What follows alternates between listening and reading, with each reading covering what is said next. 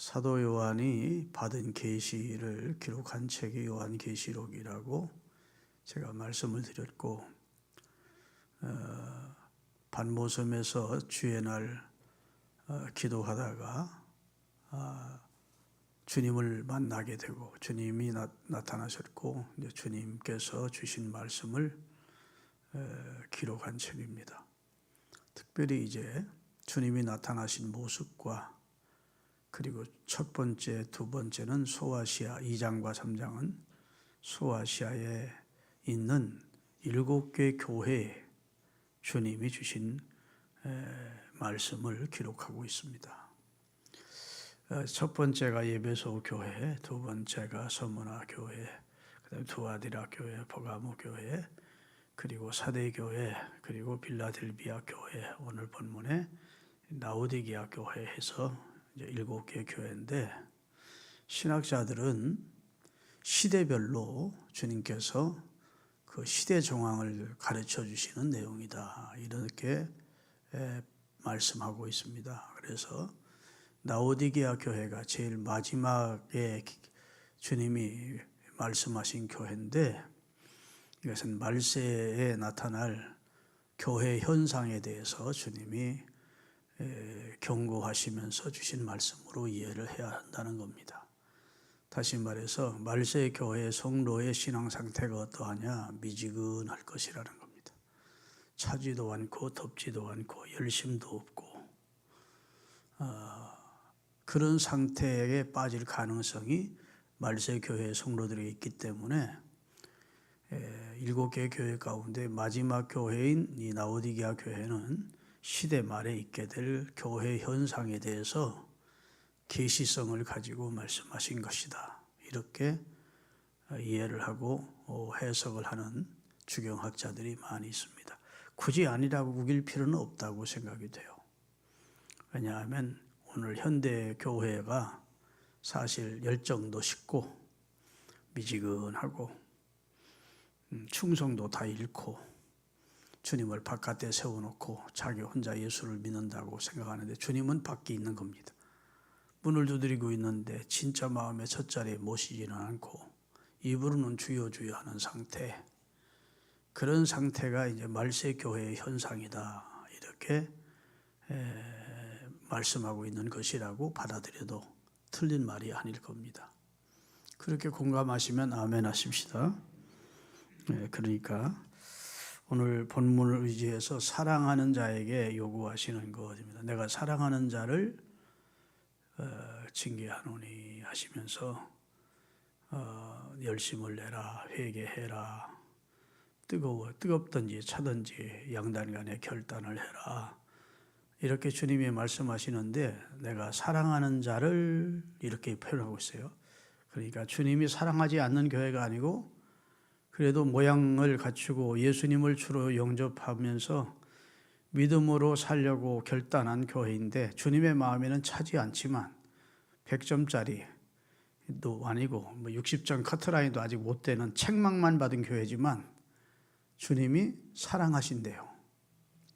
너무 위로가 되지 않습니까? 주님이 야, 커트라인이 70점인데 70점은 돼야 내가 너희들을 사랑해 줄 거야.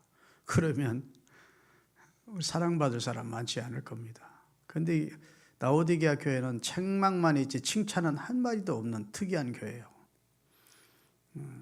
칭찬만 있는 교회는 서문화 교회와 빌라델비아 교회이고, 나머지 4교회는 책망도 있고 칭찬도 있고 권면도 있고 약속도 있고 이랬습니다. 그런데 칭찬은 한마디도 없고 책망과 권면이 있는 교회가 라오디게아 교회라고요. 그런데 주님이 내가 사랑하는 자를 징계한다, 열심을 내가라, 이런다고요. 우리가 우리 스스로를 살필 때 나는 진짜 하나님께 사랑받을 만한 자격이 있어, 나는 적어도 커트라인은 넘어선 신앙생활하고 있어, 이렇게 자신할 사람 많지 않습니다. 남들이 나를 보는, 객관적으로 나를 볼 때는 암흑의 집사, 암흑의 장로, 암흑의 권사 신앙생활 잘해 하지만, 내가 나를 보면, 정직하게 나를 보면 우리 모두가 하나님 앞에 흠결이 많지요. 그런데 주님이 우리를 사랑한대요. 왜 그럴까요? 주님을 고백한 사람들이니까. 하나님의 아들 예수 그리스도를 받아들인 사람들이니까. 그래도 희미하지만 예수님을 주로 믿고 하나님의 살아계심을 믿고 복음을 아멘으로 받아들인 사람들이니까 주님이 조금은 부족한 면이 많지만 그래도 사랑하시는 겁니다. 그런데 찬송가 한가운데 내가 좋아하는 찬송이 있잖아요. 내가 연약할수록 더욱 귀히 여기사. 연약한데 주님 앞에 점수 미달인데도 주님이 사랑하는 자를 라고 표현하시면서 이렇게 요구하시는 게 있는 겁니다. 그 요구가 오늘 본문에 기록이 되어 있는 거예요. 믿습니까? 특별히 오늘 이 라오디게아 교회는 주님으로부터 15절에 책망을 듣는데 내 믿음의 행위가 뜨겁지도 아니하고 차지도 아니하다. 그러면서 이같이 미지근한 상태면 내가 토해버릴 거야. 이런 말입니다. 상당히 의미심장하고 우리가 두렵게 받아야 될 말씀입니다. 여러분 아무리 배고픈 사람이라도요 토한 건 안 먹습니다. 음식 찌꺼기는 주워 먹기도 하고 쓰레기통 뒤져서 먹기도 하지만 토한 건 안 먹어요. 토한 건 누가 와 먹죠? 핥아먹는 게 개들이 와서 먹습니다. 주님이 토해버렸다? 참 심각한 겁니다. 주님이 토해버리면 그때부터는 지난주 설교한 대로 하나님이 내버려두는 사람이 되는 거죠. 버림받은 사람. 그러니까 토함받지 않으려면 결단을 해야 됩니다. 아멘. 미지근한 주님은 성격이 아싸란 분 같아. 아멘. 그래서 종종 우리에게 결단을 요구하는 게 많습니다. 너희가 어느 때까지 두 사이에 서서 머뭇머뭇하려느냐? 하나님이 참신이면 하나님을 섬기고 바알이 참신이면 바알을 섬겨. 어중뚱한 자세로 서 있지 마. 여호수아도 나와 내 집은 여호와를 섬길 테니까 너희들이 선택해. 왜 그렇게 어중뜨게 신앙생활하는 거야? 이러면서 결단을 촉구하고 있다. 성경에 예수님이나 하나님이 어정쩡한 자세를 취하고 있는 제자들에게 그리고 당시 주를 따르는 자들에게 여지없는 책망을 많이 하십니다. 아멘. 야, 네 손이 범죄하거든 하나 잘라내. 두 팔 다 가지고 지옥 가는 것이 한 팔 가지고 천국 가는 게 낫다. 이거 얼마나 큰 결단을 요구하는 겁니까? 오른눈이 범죄케 하거든 뽑아내. 두 눈 가지고 지옥 가는 것보다 한 눈 가지고 천국 가는 게 낫다.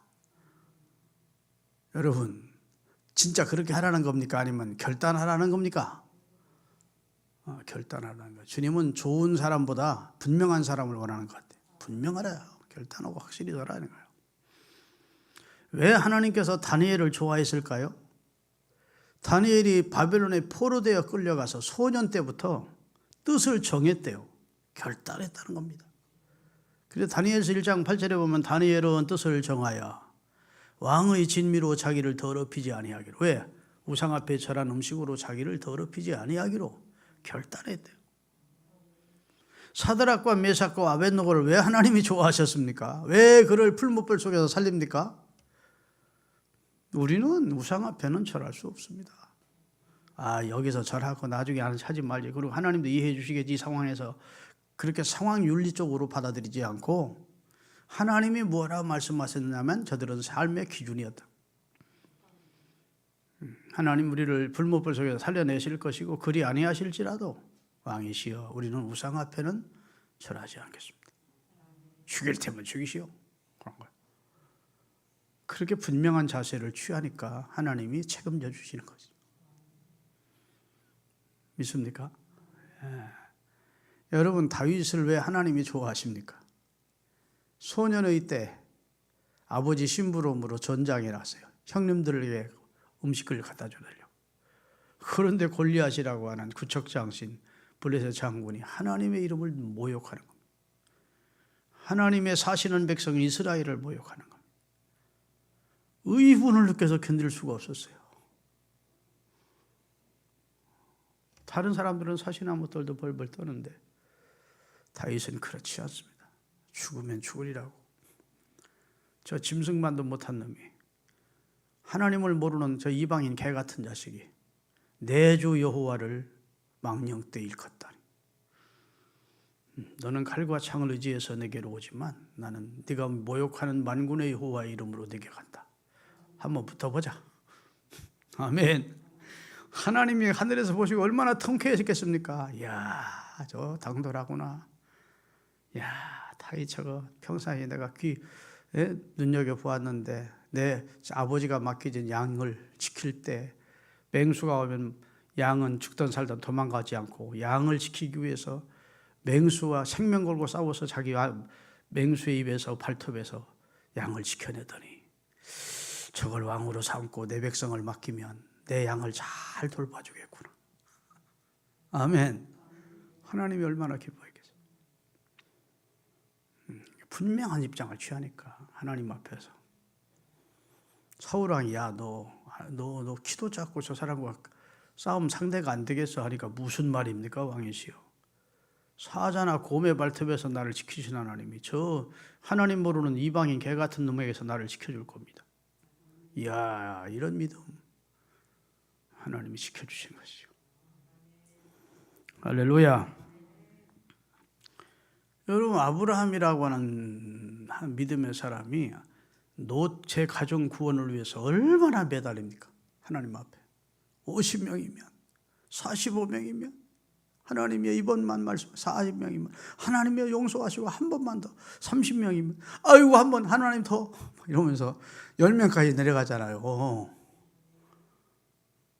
왜 그러는 걸 하나님이 모르겠습니까? 저거 자기 피부치 노트의 가정을 구원해주고 싶어서 그러는구나.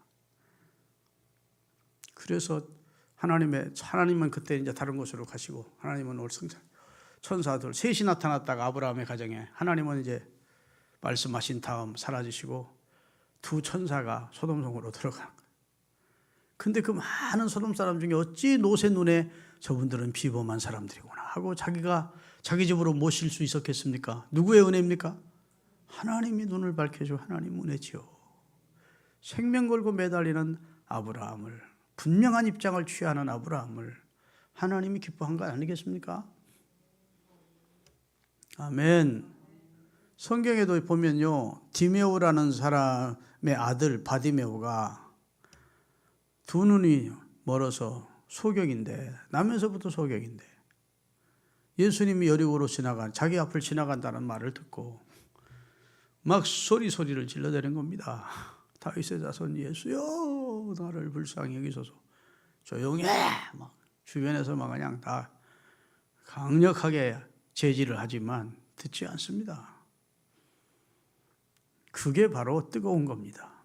뜨겁든지 차든지 하기라.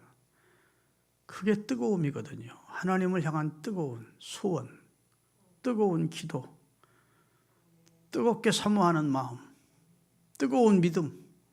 하나님이 그럴 것을 들으시고 그런 사람 응답해 주셨다고요. 그를 내게로 불러라. 야, 예수 믿어 부른다. 헐레벌떡 예수님께 나가죠. 내가 네게 무엇 해주랴. 주여 보기를 원합니다. 네 믿음대로 될지어다. 더욱더 소리 질렀대. 제지할수록 아이고 안 되겠네. 다음에 또 기회가 되면 예수님은 따로 만나야 되겠네. 그랬다가는 은혜를 입지 못했을 거예요. 여러분, 수로부리게 예수님이 가신 적이 있습니다. 이방 땅입니다. 두로와 시도는 이스라엘이 아니고 예수님이 잠깐 이스라엘을 벗어나서 이스라엘 접경 외국에 가신 적이 있었어요. 물론 그때는 다 로마가 점령했기 때문에 이 나라 저 나라가 다 로마 속국이지만 그래도 유대 지경을 떠나서 두로와 시돈 지방으로 갔는데 쉬려고 갔다고 성경에 기록되어 있어요. 그런데 예수님의 소문이 나서 쉴 수가 없어서 사람들이 막 몰려와서 병자들이나 귀신 들린 사람들이 주님께 치료받으러 와서. 근데 이 수로보니게 여인도 귀신 들린 딸을 둔 불행한 여인이었다. 예수님이 지나가시는데 다윗의 자손 예수여 저를 불쌍히 여기소서. 내 딸이 흉악한 귀신이 들렸나이다. 예수님 틀은 대꾸도 안 하시죠. 제자들이 민망해서 주님 보내소서. 기도를 소원을 들어주기 싫으시면 보내소서 그랬더니 나는 이스라엘 집에 잃어버린 양을 찾아 구원하러 온 게 아니다. 막 또 와가지고 사정사정 하니까 그 여인이 자녀의 떡을 자녀가 맛있게 먹는 떡을 빼서 개들에게 던지는 사람이 어디 있느냐. 그 여인 보고 개 같은 여자라는 거야. 그래도 물러서지 않고 주여 올소이다. 그게 뜨거움이라고요. 주님이 그런 뜨겁게 신앙생활 하라는 겁니다. 뜨겁든지 차든지 찬 신앙생활 하라는 게 아니에요. 찬 것은 명석한 이성적으로 명석하게 판단하는 것이고 뜨거운 것은 하나님을 향한 뜨거운 열정과 감정을 말합니다. 우리 신앙은요 뜨거워야 돼요. 머리는 명석하게 냉정해야 되고 분별해야 되니까 이 시대를 분별하려면 뜨거움만 가지고는 또 안 돼. 분별하는 이성과 그 다음에 감정은 하나님을 향한 감정은 뜨거워야 된다. 신앙도 뜨거워야 돼. 거기에 역사가 일어난다. 여러분 자동차가 움직일 때 엔진을 뜨겁게 달구는 겁니다. 기차가 움직일 때 뜨겁게 엔진을 달구어요. 물론 불이 들어와야 그 엄청난 수천 톤 수만 톤의 배도 불이 들어가야 그래야 그 엔진이 가동되는 거예요. 신앙도 뜨거움이 없으면 자칫하면 하나님이 역사해 주지 않는다. 아멘. 그래서 오직하면 예수님이 누가복음 18장에 불의한 재판관의 비유를 배워라. 하나님도 무서워하지 않고 사람도 무시하는 불의한 재판관이 있었는데 한 과부가 억울한 소원을 가지고 재판해달라고. 그런데 그 불의한 재판관이 볼 때 의로운 재판관이 아니고 불의한 재판관이요. 아이고 저런 여자 소원 들어줘봤자 재판해줘봤자 생기는 게 없겠다 싶으니까 거절하고 들은 대꾸도 안 하니까 그냥 집으로 가면 집으로 퇴근하면 집으로 와서 출근하면 출근으로 와서 말 재판장님 내 억울함을 풀어주소서. 아이고 재판장이 어떻게 했다고요? 이거 소원 안 들어줬다가는 번거로워서 견딜 수가 없다. 에이 소원 들어주자고 들어줬대. 이렇게 악한 자라도 불의한 자라도 밤낮 구하면 들어주는데 하물며 사랑이 많으신 너희 하나님이 너 아버지가 밤낮 간구하는 너희들의 기도를 안 들어주겠느냐. 중요한 건 뭡니까? 밤낮 열심을 가지고 열정을 가지고 뜨겁게 기도하라는 겁니다.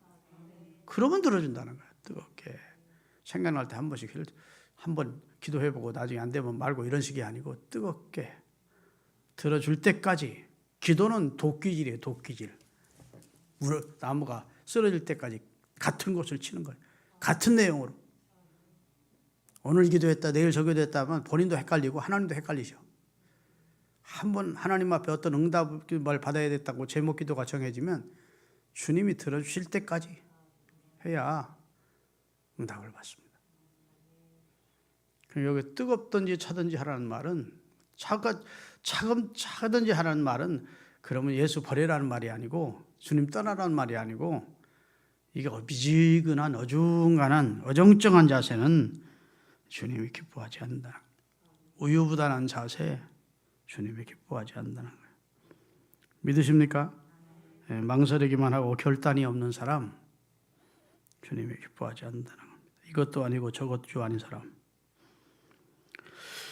여러분 이런 소리 들어보셨습니까? 따라합시다. 멸치는 하다못해 멸치래도 낙지하고는 결혼하지 않는다. 멸치가 저런 손가락만 조그만 물고기지만 낙지하고는 결혼하는데 왜? 줏대가 없어서. 낙지는 줏대가 없다는 거예요. 뼈다구가 없어가지고. 하나님도 확실한 입장을 취하는 사람을 좋아합니다. 믿습니까? 사람 좋은 것과 그 다음에 분명한 것은 다른 거예요. 사람이 좋은 사람 좋죠. 포용력이 있는 거 좋죠. 그렇지만 분명한 입장을 취할 때에는 분명히 아멘 해야 돼요.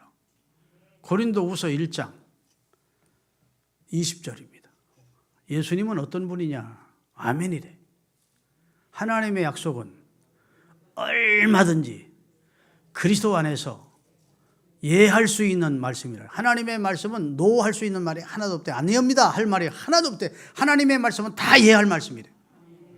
그런즉 그런 말미암아 우리가 아멘하여 하나님께 영광을 돌리리라. 산 위에다가 방주를 지으라고 해도 노아는 아멘. 믿습니까? 바닷물 위에 뛰어내리라고 해도 베드로는 아멘하고 뛰어내려요. 아멘 했습니다. 아멘. 아멘의 신앙을 하나님은 원한대요. 그러면서 오늘 14절에 보니까 예수님을 소개하는데 예수님은 아멘이시래. 다 같이 14절. 라오디게아 교회의 사자에게 편지하라. 아멘이시오 그랬어요. 여기 누구를 지금 아멘이라는 겁니까? 예수님을 아멘이시래. 아멘. 아멘이시오. 그 말은 하나님 앞에 늘 아멘만 하는 사람, 예만 하는 사람, 그분이 예수님이셨대.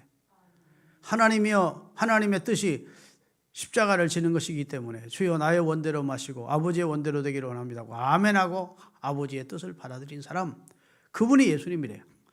그 다음에 예수님은 충성되고 참된 증인이셨대.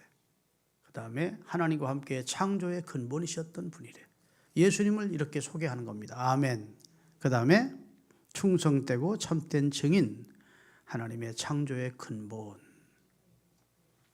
따라합시다. 예수님이 아멘이시기에 교회는 예수님께 아멘해야 한다. 예수님이 하나님의 뜻에 아멘의 뜻, 교회는 예수님의 뜻에 아멘하는 겁니다. 회의를 해도 예 해야 됩니다. 예.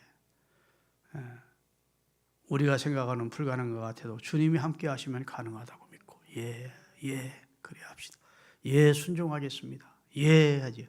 토를 잡고 달아싸면 될 일도 안 돼. 본인도 축복이 안 되고. 믿습니까? 예 하려면 하나님 앞에 아니요 하려면 하나님 앞에 기도 많이 하고 하나님이 아니요 해라 하면 그때 아니요 해야 돼. 근데 자기 생각으로 아니요라는 자꾸 토를 달면 하나님 기뻐하지 않습니다. 믿습니까? 하나님의 말씀은 그리스도 예수 안에서 얼마든지 이해가 되나니 이해할 수 있는 말씀이니 그러므로 아멘하여 하나님께 영광을 돌리라. 이렇게 말씀했고 예수님은 아멘만 하셨던 분이 하나님의 뜻에 안 됩니다 한 적이 없대요. 그리고 그는 충성되고 참된 하나님의 증인으로 사셨대요. 근데 그분이 누구셨다고요? 창조의 근본이래. 창조주셨대요. 그 창조주인 그분도 아멘만 하셨고 할렐루야. 하나님 앞에 충성되고 참된 증인으로 사셨다면 하물며 우리쯤이야. 우리는 아멘만 하고 충성되고 참된 증인으로 살아가실 수 있게 되시기를 예수님의 이름으로 축원합니다. 선택을 분명하게 하라는 하나님의 결단이 차든지 덥든지 해라. 아멘. 분명한 입장을 취하라고 주님께서 우리에게 말씀해 주시고 있는 겁니다. 믿으시면 아멘. 누가복음 9장 62절을 띄울 테니까 한번 보겠습니다. 누가복음 9장 62절 다 같이 예수께서 이르시되 손에 쟁기를 잡고 뒤를 돌아보는 자는 하나님 나라에 합장치 아니야. 주님을 따르기로 결심했으면 손에 쟁기를 잡고 앞으로 가야 되는 사람인데 자꾸 뒤를 보는 사람은 내게 합당치 않다. 주의 일을 하겠다고 나서가지고 자꾸 세상을 보는 사람은 나에게 합당치 않다. 여러분 서울서 공부하던 아들이 방학이 돼서 집으로 내려왔는데 아버지가 소를 가지고 밭을 가는 겁니다. 제가 좀 도와드리겠습니다 아버지. 그래라. 그리고 아버지 쟁기를 받았어요. 야! 하고 소를 가는데 가라놓고 보니까 비틀비틀한 겁니다. 아버지는 꼭 바로 가는데 아버지가 야 앞에 있는 목표를 정하고 갈아야 된다. 앞에 있는 목표를 딱 정하고 가면 그러면 바로 갈 수 있다. 그래서 목표를 정했습니다. 그리고 가라는데 또 약간 비틀비틀한 거예요. 뭘 목표를 정해? 저 앞에 매여 있는 소를 목표로 정했습니다. 손을 움직이면 이쪽으로 가고 움직이는 것이 목표를 정하니까 쟁기질도 약간 후해진 것이죠. 그러면 안 되지. 저 산꼭대기를 목표로 정하든 움직이지 않은 큰 바위를 목표로 정하든 큰 정자나무를 목표로 정하든 그리고 소를 몰아야 된다. 아유 그렇네요 하고 갈았더니 진짜 그 다음에 어설프게 그지없는 쟁기쟁이가 똑바로 가를 수가 있었다. 뭐 이런 얘기가 있습니다. 물론 사실인지 아니면 비유를 들어서 하는 말인지 모르지만 목표가 분명하고 움직이지 않는 우리 주님께 목표를 두고 살아야면 그 사람이 좌우로 흔들리지 않는다는 말입니다. 믿습니까? 오늘 우리 주님이 우리에게 원하시는 것이 무엇이냐? 그 첫째는 열심을 내래요. 19절입니다. 본문 19절 다 같이. 그러므로 내가 사랑하는 자를 책망하여 징계하노니 그러므로 내가 열심을 내라 회개해라. 두 가지를 말합니다. 열심을 내라. 두 번째는 회개해라. 여러분 그렇다면 열심도 중요하지만 열심에 앞서 회개가 선행돼야 열심히 신앙생활이 가능합니다. 우리는 회개를 자꾸 죄를 고백하는 것이라고 생각해요. 죄를 고백하는 것은 자백입니다. 회개가 아닙니다. 회개는 죄된 삶을 끝내고 돌아서는 겁니다. 죄의 자리에서 방향을 전환하고 죄를 짓은 자리에서 이제는 의로운 자리로 어두움을 갖췄던 사람이 빛을 쫓는 사람으로 방향을 전환했을 때 그걸 회개라고 합니다. 그런데 통회하는 것, 자백하는 것을 회개라고 말하지 않아요. 회개는 방향 전환이에요. 그래서 우리 주님은 우리에게 회개하라고, 회개하라, 천국에 가까워하라, 방향을 전환하라는 거예요. 세상을 바라보던 사람이 이제는 주님을 바라보는 삶으로, 물질을 의지하던 사람이 하나님 의지하는 사람으로 이렇게 방향이 전환된 사람이 회개한 사람이지. 자백만 했다고 나 하나님 나 잘못 살아서 용서해 주시고 다른 그런데 똑같이 옛날 길을 또 가. 회개한 사람이 아니라. 가슴 치면서 막 참회를 해. 근데 그 길은 또 계속 그 길을 가. 그건 회개한 사람은 아닙니다. 자백, 참회는 회개가 아니에요. 돌이키는 것이 회개입니다. 왜 이렇게 아멘 안 하세요? 네. 돌이키는데 열심을 내라는 겁니다. 수요일에도 열심 내고 회개에도 열심을 내시는 여러분들이 되시기를 바라고. 20절입니다. 문을 열어달래요. 주님이 우리에게 요구하는 것이 뜨겁게 신앙생활하기를 요구하고 있고 결단을, 그 다음에 두 번째는 열심히 신앙생활해라. 열심을 우리에게 요구하고 있고 세 번째는 네 마음의 문을 열어달라고, 너 나를 사모하라고 이렇게 마음을 열라고 권하고 있습니다. 20절 다 같이 볼지어다 내가 문 밖에 서서 두드리노니 누구든지 내 음성을 듣고 문을 열면 내가 그에게로 들어가 그와 더불어 먹고 그는 나와 진짜 동행하고 동업하고 동역하는 삶을 원하냐? 그러면 너 마음의 문을 열어라. 너 나를 사모하는 마음을 가져라. 그러면 내가 너와 함께 해줄게. 그러는 거예요. 내 마음의 문을 열라. 여러분 교회 나와서도 딱 마음 문 닫고 있으면 한마디도 은혜 못 받고 갑니다. 그래서 시험 든 사람은 은혜를 못 받고 가요. 도리어 더 시험 당하고 갑니다. 근데 사모하는 마음이 있고 마음을 열어놓은 사람이 교회 오면 다른 사람은 별로 은혜가 안 되는데 그 사람한테 은혜가 되는 거야. 변화의 역사가 나다. 중요한 건 사모하는 마음, 열린 마음. 마음의 문을 열어야 주님이 우리 안에 들어오십니다. 내 문을 열어다오, 내 마음의 문을 열어다오 그러는 거예요, 주님이. 그게 주님이 사랑하는 자에게 하는 요구입니다. 첫째, 뜨겁게 신앙생활해라. 열심을 내라. 할렐루야. 네. 그 다음에 내 마음의 문을 열어다오. 그렇게 살면 따라합시다. 나와 내 아버지가 앉아있는 자리에 너도 함께 앉게 될 거야. 21절입니다. 다 같이. 이기는 자에게는 내가 내 아버지 내 보좌에 함께 앉게 해주기를. 내가 세상을 이기고 죄를 이기고 마귀를 이기고 아버지 보좌에 함께 앉은 것 같이 너희들도 나와 함께 내가 앉은 보좌에 같이 앉게 해줄 거야. 얼마나 좋은 말씀입니까? 사랑하는 자에게 주님이 요구하십니다. 결단해라. 뜨겁게 신앙생활해라. 열심을 내라. 마음의 문을 열어라. 아멘. 그렇게 신앙생활해야 내가 앉은 자리에 너희들도 같이 앉을 수가 있어. 이렇게 말씀하시는 말씀을 아멘으로 받으시고, 오늘 설교 짧게 하지만 이 말씀이 여러분의 신앙생활에 천국 가는 노전기가 될 수 있기를 주의 이름으로 축원합니다. 기도하겠습니다.